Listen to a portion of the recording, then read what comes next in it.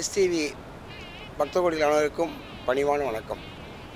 அணியார் பொழில் சூழ் அரங்க நகரப்பா, துணியேன் ஈனின் அருள் அல்லது எனக்கு, மணியே மணி மாணிக்கமே மதுசூதா, பணியாய் எனக்கு உய்யும் வகை பரஞ்சோதி மங்களாசாசனம். திவ்ய தேசங்களில் ஒவ்வொரு சிறப்பு, ஆனால் ஸ்ரீரங்கத்தை மட்டும் எந்த திவ்ய தேசத்தும் ஒப்பிட முடியாத ஒரு தனிச்சிறப்பு எல்லாத்துக்குமே உண்டு. மற்ற கோவில்லாம் ஒரு பிரம்மோற்சவம் நடக்கலாம், ஆனால் ஸ்ரீரங்கத்தில் மட்டும்தான் 3 பிரம்மோற்சவம். பங்குனி மாதம் பிரம்மோற்சவம், சித்திரை மாதம் பிரம்மோற்சவம், தை மாதம் பிரம்மோற்சவம். ஒவ்வொரு உற்சவங்களும் பெருமாள் விதவிதமான விசேஷங்களை நடத்தி காட்டி நம்ம எல்லாம் மகிழ்விக்கின்றான். பகவான் தன் இருப்பிடத்தை விட்டு இறங்கி வராருன்னா அதுக்கு ஒரே காரணம், தன் அடியார்களை பார்க்கணும், அவரை சந்தோஷிக்க வைக்கணும். அதுதான் அவருடைய கருணை. அதில் இந்த சித்திரை மாதம் பிரம்மோற்சவம் ரொம்ப விசேஷமாக கொண்டாடுறோம். ஏன்னா கோவிந்தா என் ஊரை சொன்னான், என் பெயரை சொன்னான்னு சொல்கிறார். இந்த உற்சவத்தில் என்ன விசேஷம்னா, பாமர மக்கள் மட்டும் இல்லை, பெரியவா பணக்காரா ஏழை ஏத்தரன் எதையும் பார்க்காம பெருமாள் அனுகிரகம் பண்ணுறார். அதில் இந்த சித்திரை உற்சவத்தில் கிராமத்து ஜனங்கள் சொல்லுவோம், அவளுக்கு தெரிஞ்ச ஒரே நல்ல வார்த்தை கோவிந்தா.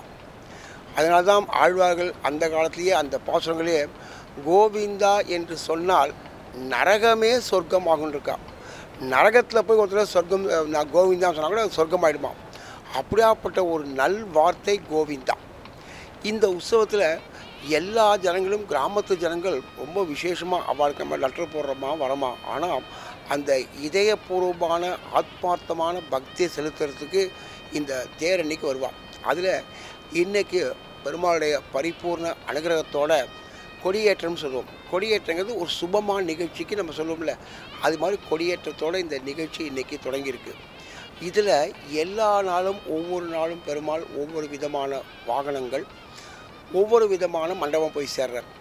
ஏன்னா அந்தந்த பகுதிக்கு போய் அந்தந்த மக்களை தன்னுடைய கருணையால் சந்தோஷிக்க வைக்கணும்.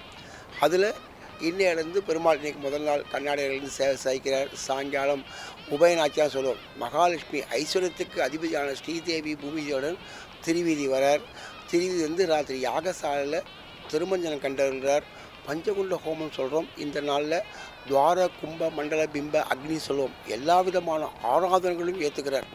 இந்த மாதிரி ஏற்றுக்கும் போது பகவானுக்கு எது ஆகாரம்னா வேத மந்திரங்கள் விசேஷமாக சொல்லியிருக்கா. இந்த கோவிலில் பண்ணக்கூடிய வேத மந்திரங்கள் பிரபந்தங்கள் எல்லாமே அவருக்கு ஒரு ஆகாரமாக எடுத்துட்டு தன்னை அண்டி வரும் அடியார்களுக்கு கருணையை கொடுக்கறதுக்காக தான் நம்பெருமாள் உற்சவத்தை கண்டறிகிறார்.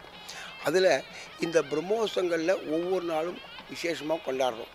இன்றைக்கி சாயங்காலம் புறப்பாடு, நாளைக்கு கார்த்தால ஒரு வாகனம், சாயங்காலம் ஒரு வாகனம், இது மாதிரி விதவிதமான ஏதாவது ஆபரணத்திற்கு அழகு சேர்க்கும் பெருமாள்னு சொல்லுவோம். சாதாரணமாகவே சொல்கிறது, இந்த பெருமாளுக்கு ஆபரணத்திற்கு அழகு சேர்க்கும் பெருமாள். ஆபரணம்னா அவர் அணிஞ்சிருக்க ஆபரணம் மட்டும் கிடையாது, அவருக்கு என்னென்ன மகிழ்ச்சிக்கு உண்டியிருக்கிறாரோ அதெல்லாம் நமக்கு ஒரு பார்க்குறதுக்கு ஒரு பிராப்தம் தானே. ஏன்னா பெருமாளை சேவிக்கிறதுக்கும் ஒரு பிராப்தம், அவருடைய நாமாக்களை சொல்கிறதுக்கும் ஒரு பிராப்தம். அதனால தான் இந்த கலியுக தர்மத்தில் வாயினால் பாடி மனத்தினால் சிந்திக்கன்னு சொன்னால் ஆண்டாள். நல்ல வார்த்தைகள் சொல்லி பெருமாளை சேவிக்கிறதும் ஒரு தர்மம் தானோ. அதில் இந்த விசேஷமான இந்த சித்திரை பிரம்மோற்சவத்தில் விசேஷமாக பெருமாள் அனுகிரகம் பண்ணி இன்றைக்கி பங்குனி உத்தரம் முடிஞ்சு சித்திரை உற்சவம் ஆரம்பிச்சிருக்கு. இந்த கொடியேற்றத்தும் போதும் அதுக்கப்புறம் வரக்கூடிய எல்லா உற்சவத்திலையும் பெருமாள் விசேஷ அனுகிரகம் பண்ண காத்துட்டுருக்கார். எல்லாரும் வந்து இந்த பெருமாள் சேவித்து அந்த ரதம் சொல்லுவோம், சித்திரை தேர்.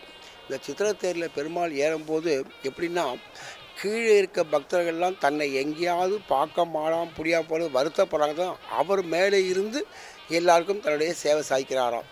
அப்போது அந்த மாதிரி பெருமாளுடைய பரிபூர்ண கிருபை இருக்கிறனால தான் இன்றைக்கும் இந்த திவ்ய தேசம் எந்த குறைவும் இல்லாமல் அடியார்கள் வாழணும், அரங்கநகர் வாழணும், எல்லா திவ்ய தேசம் சொல்கிறார். மற்ற எந்த திவ்ய தேசத்துக்கும் இல்லாத ஒரு சிறப்பு தானே இது. அடியார்கள் வாழணும் சௌக்கியமாகணும் சொல்லக்கூடிய ஒரே திவ்ய தேசம் ஸ்ரீரங்கம். அதில் இந்த உற்சவத்தில் வந்து சேவிக்கிறவா எல்லாருக்கும் எல்லா க்ஷேமங்களும் கிடைக்கணும்னு அடியங்களும் பிரார்த்திக்கிறேன். நன்றி.